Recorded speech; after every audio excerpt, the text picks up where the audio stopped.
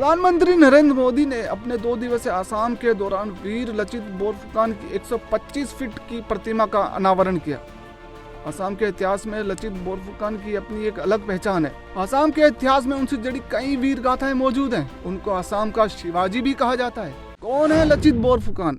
असम के शिवाजी कहे जाने वाले लचित बोरफुकन का जन्म 24 नवंबर 1622 को हुआ था।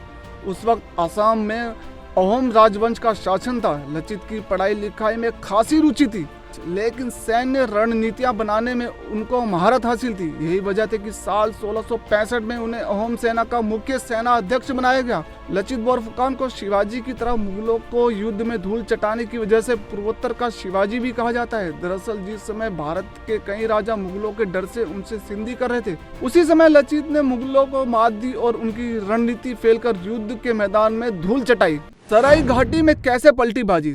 17वीं सदी की शुरुआत में मुगलों ने अपनी सीमा के विस्तार के लिए पूर्वोत्तर का रुख किया। सराय घाटी में मुगलों और अहोम सेना के बीच आमने सामने की लड़ाई शुरू होगी। 1671 में गुवाहाटी के ब्रह्मपुत्र के तट पर लड़ी गई सराय घाट की लड़ाई के दौरान बोरफुकन ने अदम्य साहस का परिचय दिया। हालांकि उस वक्त लचित काफी बीमार थे और युद्ध में अहोम सेना के करीब 10,000 सैनिक शहीद हो चुके थे और वहीं बाकी सैनिक मैदान छोड़कर भागने लगे। इसकी सूचना मिलने पर लचित बीमारी के बावजूद युद्ध में उतर गए।